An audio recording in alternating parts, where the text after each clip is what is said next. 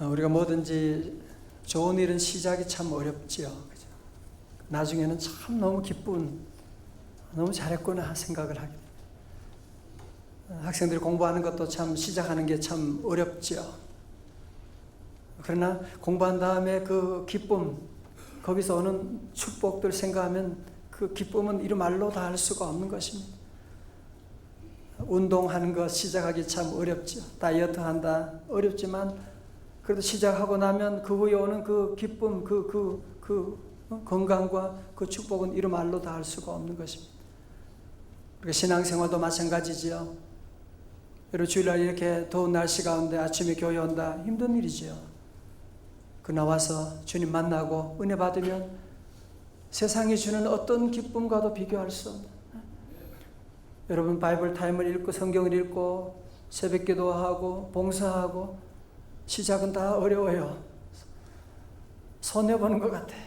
다른 사람은 아닌데 왜 난 이렇게 일찍 와서 해야 되는 거야? 난 왜 이렇게 혼자 봉사해야 되는 거야? 그럴지 모르지만 여러분 그 후에 주시는 하나님의 그 기쁨, 그 은혜는 이루 말로 다 할 수 없는 것입니다. 여러분 다윗도 늘 기도하던 사람이었지만 너무 힘드니까요. 기도해도 응답이 없고 기도해도 앞이 안 보이고 그러니까 나중에는 기도하는 것보다는 자기 생각대로 블레셋으로 망명 가게 되지 않습니까? 갔는데 일이 잘 되는 거예요. 뭐 더 이상 사울 왕의 추격을 걱정하지 않아도 되고 뭐 이제는 평안하고 먹을 것도 있고 기도할 필요가 뭐가 있어요.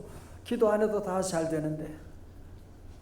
그러나 잠깐이지요. 한 1년 6개월의 세월이 지난 다음에 문제들이 터지기 시작하는데 자기 동족과 전쟁터에 끌려가기질 않나 가서 동족과 전쟁할 뻔한 그런 위험에 처하기도 했고 전쟁터에 있는 그 동안에 자기 가족들이 시글락에는 이 다른 아말렉과 다른 족속들이 들어와서 자기 모든 가족을 다 포로로 잡아가 버린 거예요. 이야, 일이 막 계속 터지는 거예요. 뿐만 아니라 자기를 그렇게 따르고 충성을 다했던 부하들까지도 돌을 들고서 저 죽이려고 달려들게 되는 그런 상황 가운데 다윗은 지난주 말씀 여러분 기억하세요? 30장 6절의 말씀. 다윗이 크게 다급하였으나 그러나 어떻게 했어요? 그의 하나님 여호와를 힘입고 용기를 얻었더라. David found strength in the Lord his God. 하나님을 만나고 하나님 안에 새 힘을 얻게 되고 그러면서 그는 다시 하나님 앞에 무릎을 꿇기 시작하는 겁니다. 하나님 앞에 회개하기 시작합니다. 하나님께 눈물로 기도하기 시작합니다. 하나님밖에 나의 도움이 없습니다. 기도하기 시작하는데 기도하기 시작하니까 모든 분위기가 완전히 대반전이 일어나는데 첫 번째로 하나님께서 도와주기 시작합니다. 8절의 말씀이에요. 우리 다 한번 같이 봉독해요. 8절입니다. 사무엘상 30장 8절 시작. 다윗이 여호와께 묻자와 이르되 내가 이 군대를 추격하면 따라잡겠나이까 하니 여호와께서 그에게 대답하시되 그를 쫓아가라. 네가 반드시 따라잡고 도로 찾으리라. 아멘. 아이 얼마만이에요? 그래도 하나님께 기도하고 하나님 하고 주님의 이름을 부르고 기도하는 거예요. 여호와께 묻자고 가로되 내가 이 군대를 추격하면 따라잡겠습니까? 여호와께서 즉시 대답하시는 거예요. 기다렸다는 듯이 즉시 대답하시면서 그럼 빨리 네가 가면 반드시 그들을 따라잡고 도로 찾게 될 거야. 하나님의 도우심이 시작되게 된 것입니다. 우리 성도들도 어려울 때 어떻게 이럴 때 하나님께 나가 기도하나 그런 생각을 하기 쉬운데 그렇지 않아요. 언제라도 어려울 때라도 아니 여러분이 한 1년 동안 기도를 쉬었다고 할지라도 괜찮아요. 오늘 주님 앞에 여러분이 믿음으로 나가서 주여 기도를 시작하게 되면 하나님의 도우심이 시작될 줄로 믿습니다. 두 번째로 그렇게 돌로 쳐 죽이려고 달려들던 부하들이요 다윗이 기도한 다음에 변하는 거 보세요. 9절의 말씀입니다. 이에 다윗과 또 그와 함께한 600명이 가서 부솔 시내에 이르러 뒤떨어진 자를 거기 머물게 했으되 10절에 곧 피곤하여 부솔 시내를 건너지 못하는 200명을 머물게 했고 다윗은 400명을 거느리고 쫓아가니라. 보세요. 지도자가 변하니까 사람들이 변하는 거예요. 엄마가 변하면 남편도 변하고 아이들이 변하기 시작하는 거예요. 그 부하들이 돌로 죽이려고 하던 그 부하들인데 다윗이 기도한 다음에 이상하게 그들의 마음이 변하는 거예요. 돌을 다 내려놓고 같이 가겠습니다. 같이 그 아말렉 우리 가족 찾는데 저희도 가겠습니다. 600명이 따라가겠다는 거예요. 그런데 문제는 그 가운데 200명의 부하들이요, 자기들은 피곤하대. 부솔 시내를 건널 힘이 없다고 그러면서 안 가겠다고 나자빠지는 거예요. 꼭 이런 인간들이 있다니까요. 그렇죠? 아니 지금 한 사람이 지금 중요하고 필요한데 못 나가겠다, 안 가겠다는 거예요 지금. 안 가겠다는 거예요 지금. 그러면 그 공동체의 분위기를 완전히 깨고 힘 빼는, 이런 인간들 어떻게 해야 됩니까? 그렇죠? 누군 뭐 가고 싶어 갑니까 지금? 여러분, 그러나 다윗은 이런 일 가운데 화내지 않습니다. 절망하지 않아요. 왜? 기도 응답 받았거든요.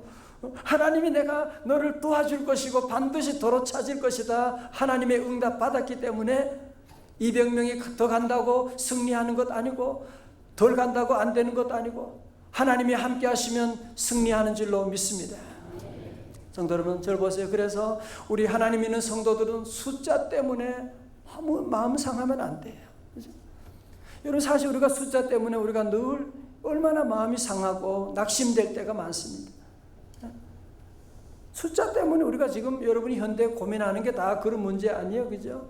돈 얼마 더 받고 덜 받고, 뭐 누가 나를 도와주고 몇 사람, 이런 문제를 우리가 늘 고민하기 쉬운데, 하나님 섬기는 사람은 그렇게 생각하는 거 아닙니다.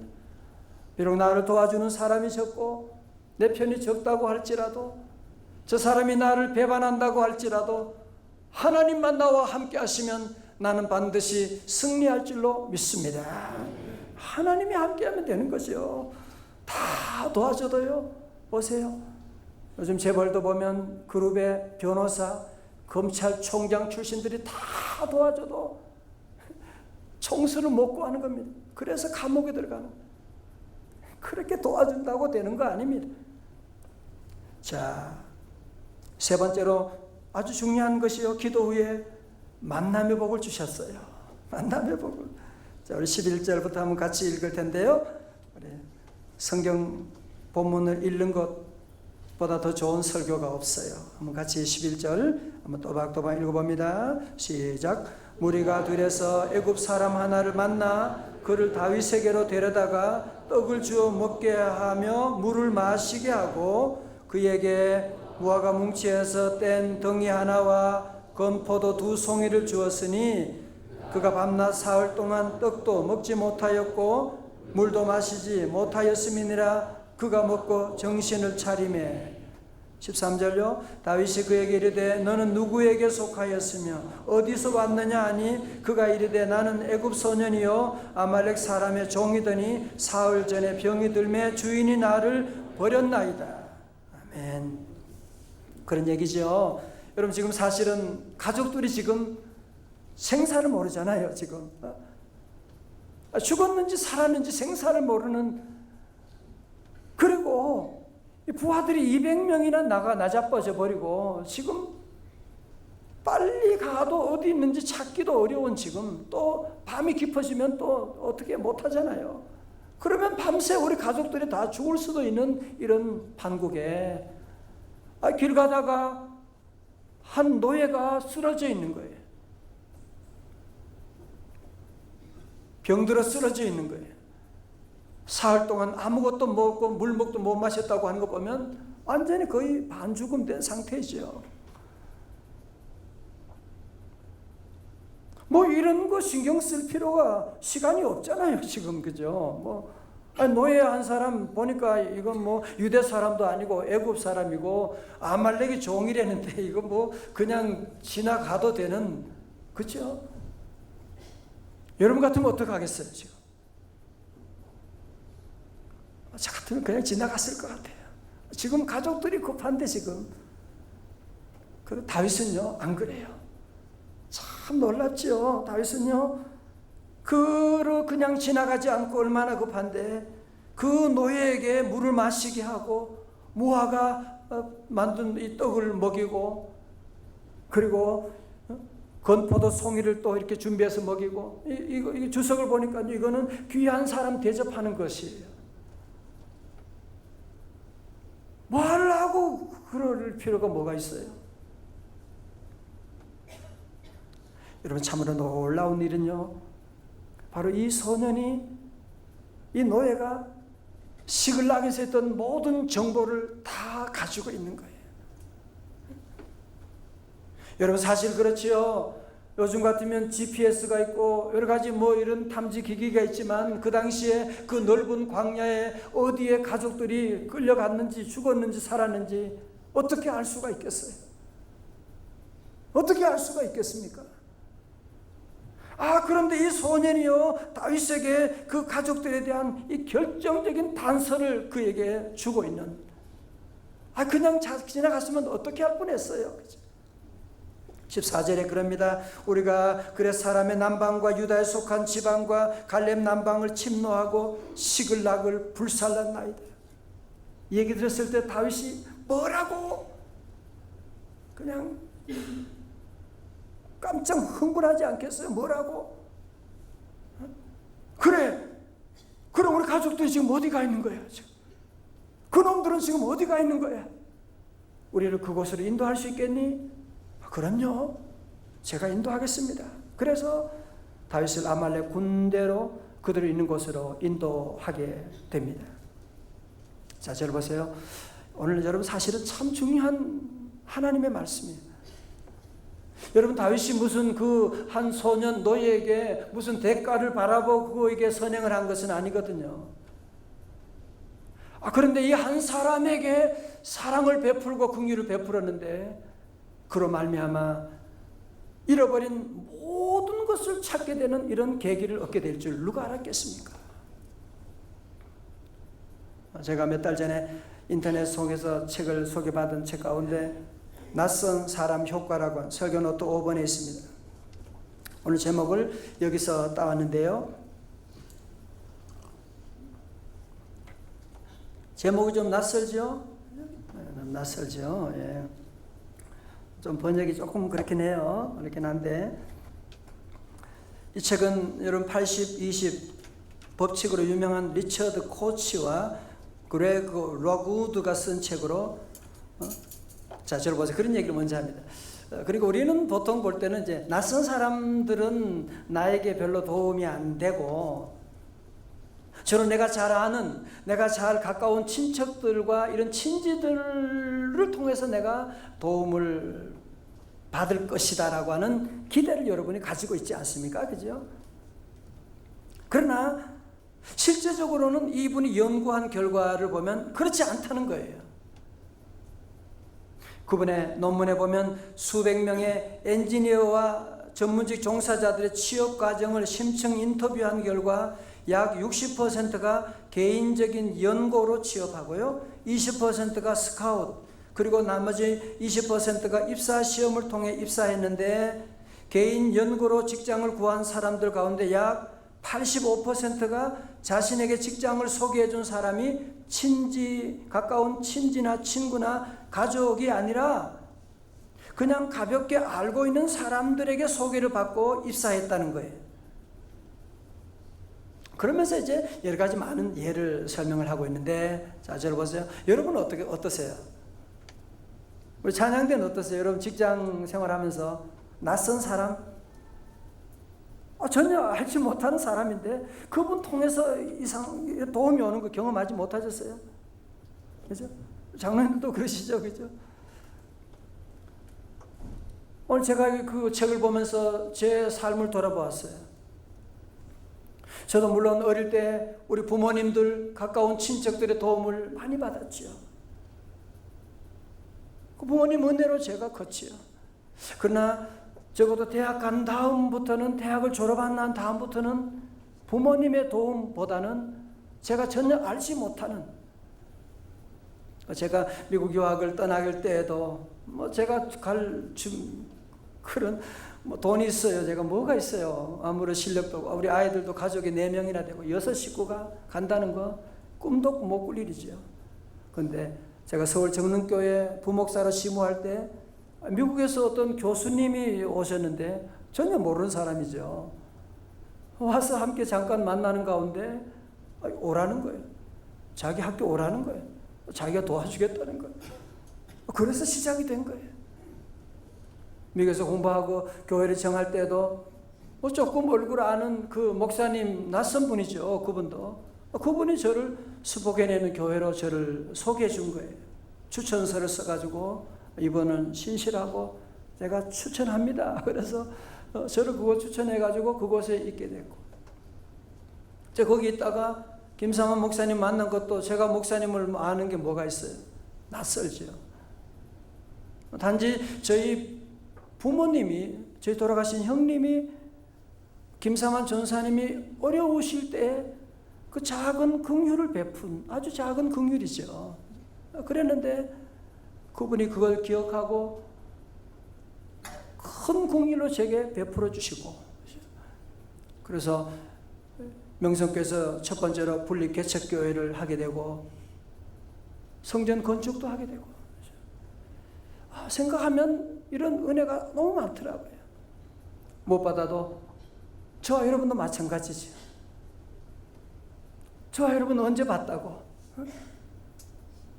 서로 낯선 사람들이지만 이 부족한 사람, 문제가 많은 사람에도 불구하고 이렇게 여러분이 저를 위해서 기도해 주시고 사랑해 주시고, 어떻게 이런 일이 있을 수가 있을까? 제가 미국에서 한국에 올 때 저희 막내 아들이 고등학교 3학년, 미국의 대학교 4학년이었어요. 제일 중요한 때잖아.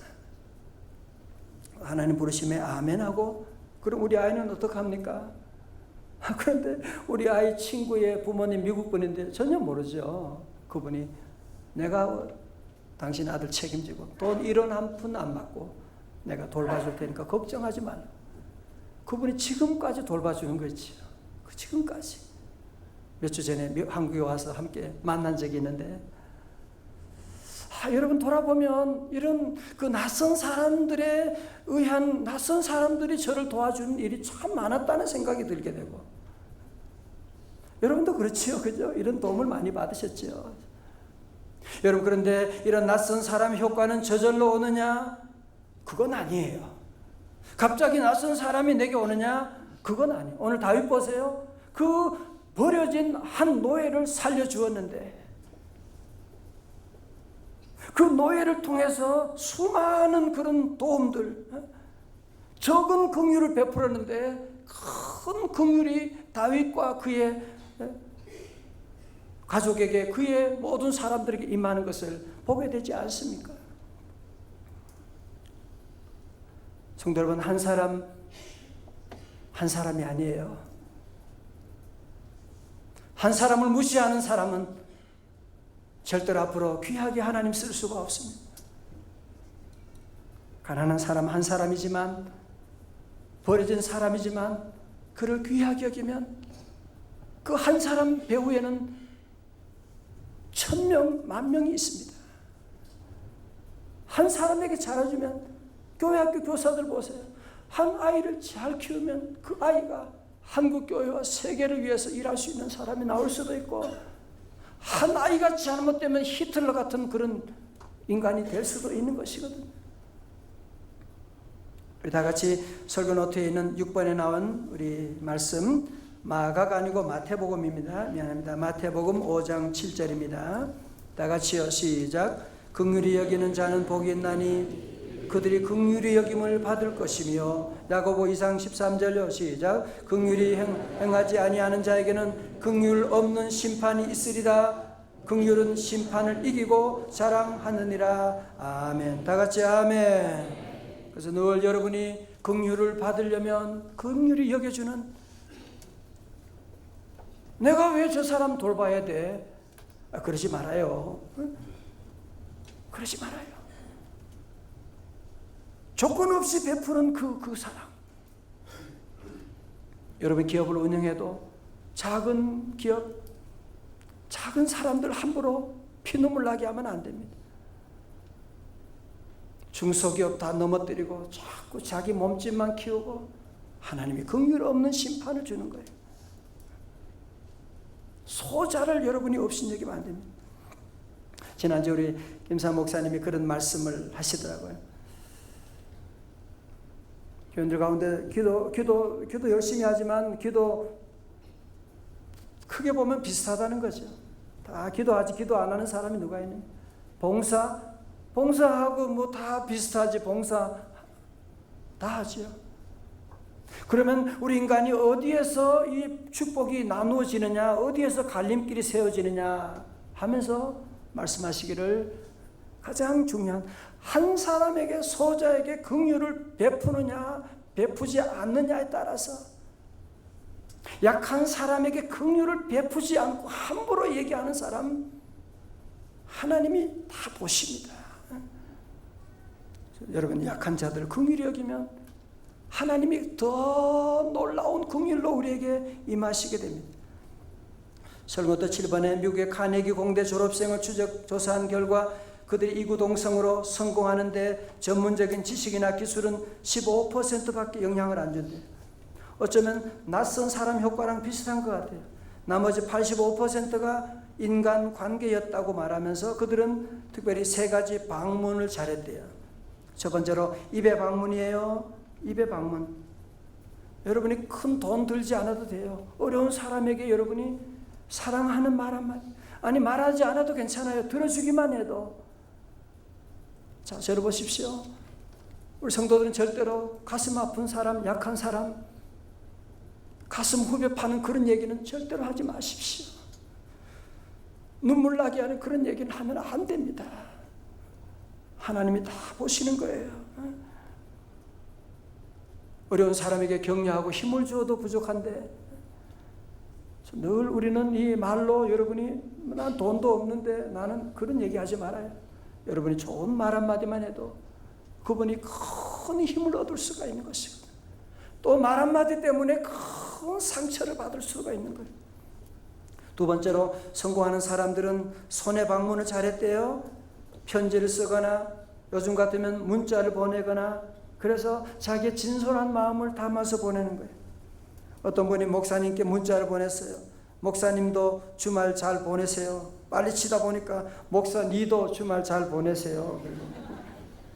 할머님 오래 사세요. 문자를 보냈는데 빨리 치느라고 할머니 오래 사네요. 그래서 할머니가 열받았다고 하는 거 아니에요. 여러분이 늘 문자도 요즘 이런 좋은 이런 기구들이 얼마나 많이 있어요. 우리가 이 사랑을 여러분이 표현하는 것이요, 성공하는 사람들은 다 그렇다는 거예요. 세 번째로 발의 방문입니다. 상대가 병들었거나 어려움 있을 때, 장례식이나 이럴 때 여러분이 찾아가는, 함께 울어주는, 이제 통계적으로 이런 분들이 결국은 성공을 할 수 있었고 큰 일을 했다고 하는 것입니다. 자, 네 번째로 기도한 다음에 다윗이 아말렉으로부터 탈취당했던 모든 것을 도로 찾게 되는데요. 여러분 16절부터 보면 아말렉 군인들은요, 이 유다에서 또 시글락에서 탈취한 그 모든 걸 가지고 잔치를 합니다. 밤새도록 술 먹고 춤추고 무방비 상태 가운데 있는 거예요. 여러분 그렇기 때문에 다윗은 비록 400명 소수밖에 안 되지만 이 사람들이 밤새도록 술 취해 있고 무방비 상태에 있으니까 이 새벽에 저들을 기습 공격을 해가지고 포로로 잡아갔던 그 가족들을 다 되찾고 잃었던 물건도 재물도 다 되찾게 되었던 것입니다. 여러분 중요한 진리가 뭐예요? 하나님께 돌아가면 잃었던 모든 것 회복할 수가 있습니다. 여러분이 잃었던 모든 건강, 잃었던 모든 물질 걱정하지 말아요. 하나님께 돌아가면 놀라운 회복의 역사, 회개하면 회복의 역사가 임하는 줄로 믿습니다. 여러분, 다윗의 긍휼은 여기서 끝나는 게 아니에요. 자, 보세요. 이제 그러니까 전쟁에 승리하고 돌아오는 길에 누가 있어요? 지난번에 함께 전쟁 갈 때 안 가겠다고 나자빠졌던 200명 그 사람, 부솔 시내가에 머물고 있던 그 사람들이 전쟁에 승리했다는 소문을 듣고 무슨 낯짝이 있다고 굉장히 미안한 마음을 가졌겠죠. 그러면서 다윗에게 나와서 인사를 하고, 오늘 본문 보니까 다윗은 도리어 그들에게 다가가서 무슨 낯짝이냐 무슨 그렇게 얘기하지 않고요, 도리어 그들을 문안해주고 위로해주고 고맙다고 기도해줘서 그런 얘기를 하는데, 전쟁에 참전했던 400명 가운데 이 못된 인간들이 또 있잖아요. 불량배들이 있는 거예요. 22절에서 뭐라고 합니까? 우리와 함께 가지 아니하였은즉 우리가 도로 찾은 물건은 무엇이든지 그들에게 주지 말고 각자의 처자만 데리고 떠나가게 하라 하는지라. 그런 얘기죠. 우리는 목숨 걸고 싸웠는데 저 인간들은 부솔 시내가에서 발 담그고 탱자하면서 놀고 그런 놈들인데 무노동 무임금의 원칙을 적용하자는 거죠. 전쟁에 나가서 목숨 걸고 싸운 사람하고 어떻게 갔습니까? 저들에게 전리품은 주면 안 됩니다. 여러분, 그럴듯한 말이잖아요. 어떻게 해야 됩니까? 자, 그런데요, 다윗이 어떻게 처리하느냐? 23절 보세요. 다윗이 이르되 나의 형제들아, my brothers, 함께 전쟁에 나갔던 사람도 가지 못했던 사람도 my brothers, 여호와께서 우리를 보호하시고, 영어 성경에 또 한 번 더 여호와가 또 나와요. 여호와께서 우리를 치러 온 그 군대를 우리 손에 넘기셨은즉 그가 여호와께서 우리에게 주신 것을 너희가 이같이 못하리라고 하는 거예요. 다시 말해서 전쟁의 승리는 누구의 은혜다? 하나님의 은혜라는 거예요. 여호와 하나님의 은혜라고 하는, 하나님이 우리에게 승리 주신 것이지. 하나님의 은혜로 내가 건강하고, 하나님의 은혜로 내가 돈 벌고, 하나님의 은혜로 내가 이런 귀한 재능을 가지고 있는 것인데, 우리 가족들끼리 그러면 되냐 이거죠.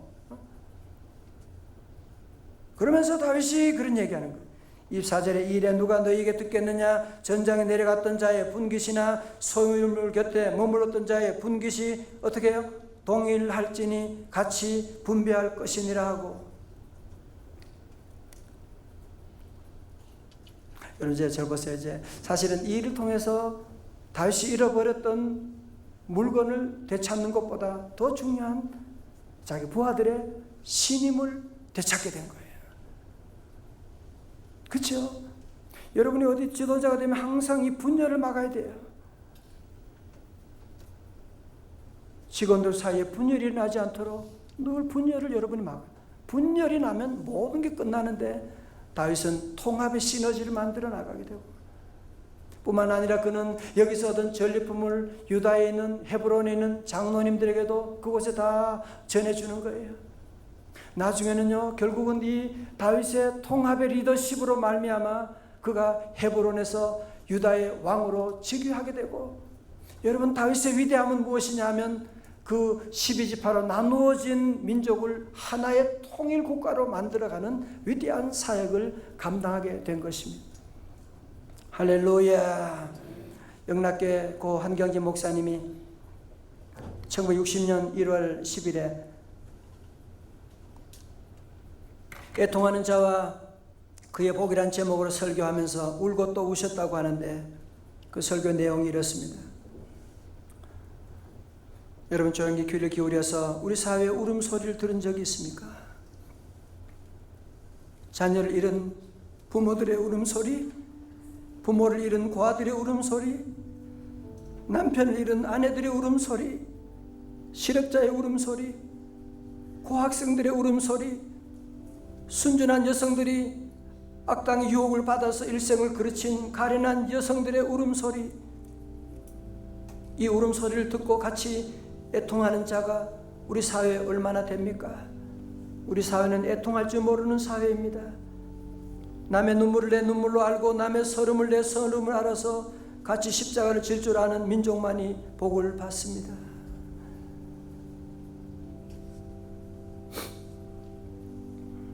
저도 이 말씀 준비하면서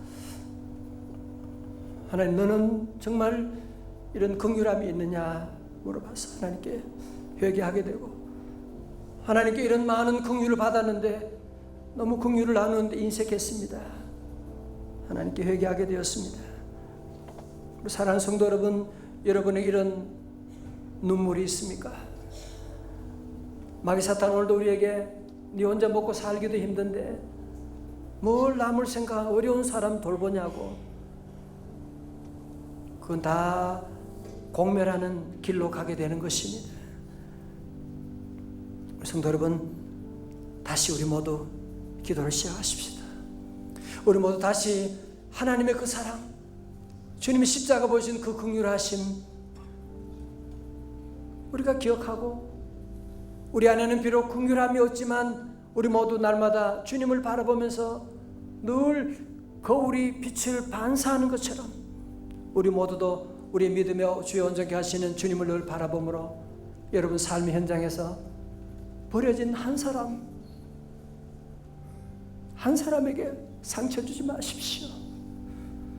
한 사람이라고 우습게 보지 마십시오. 주님이 계십니다. 우리 모두 이런 사랑을 실천해 나가는,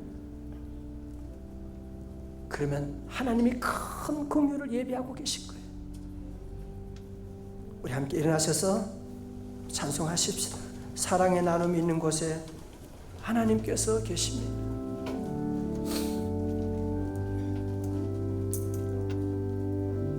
사랑의 나눔 있는 곳에